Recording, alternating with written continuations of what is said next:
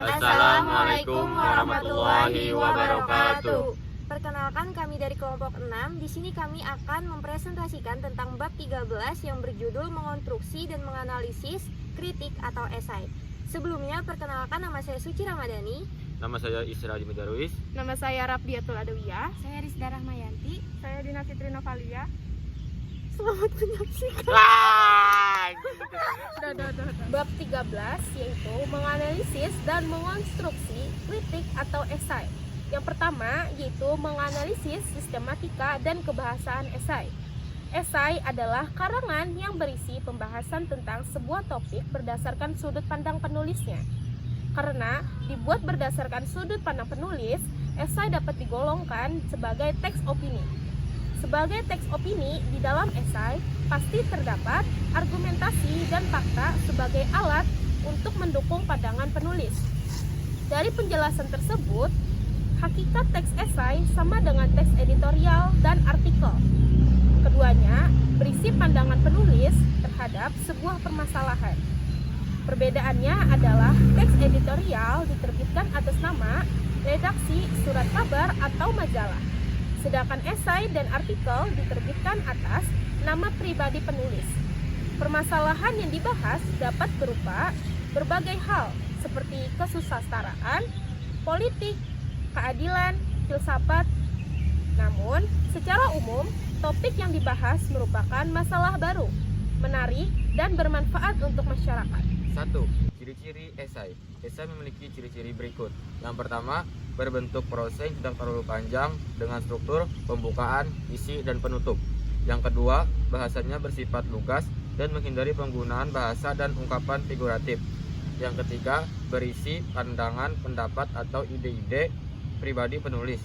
Yang keempat, membaca esai ibarat mendengarkan seorang sahabat yang sedang mengungkapkan pemikiran, pengalaman, dan perasaannya. Yang kelima, meskipun demikian, esai lebih menonjolkan pemikiran atau ilmiah daripada perasaan. 2. Jenis-jenis esai. Esai dapat dibedakan menjadi esai deskriptif, esai tajuk, esai cukilan watak, esai priyadi, esai reflektif, dan esai kritik. Esai deskriptif adalah esai yang isinya mendeskripsikan objek yang menarik perhatian penulis. Esai tajuk adalah esai yang berisi pembahasan tentang isu atau masalah aktual berupa kebijakan pemerintah atau masalah lain yang berkaitan dengan kepentingan umum, baik di bidang politik, ekonomi, sosial, hukum, lingkungan, budaya, maupun bidang lainnya. Esai cukilan watak adalah jenis esai yang berisi pembahasan watak pribadi seseorang.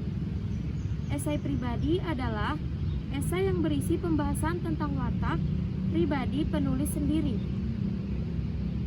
Esai reflektif adalah esai yang berisi ajakan kepada pembaca untuk merenungkan kontemplasi sebuah persoalan yang dianggap penting. Esai kritik adalah esai yang berisi pertimbangan kualitas baik buruk sebuah karya, terutama karya seni. Dan terakhir, esai sastra adalah esai yang berisi pandangan penulis terhadap karya sastra. 3. Sistematika dan kebahasaan esai.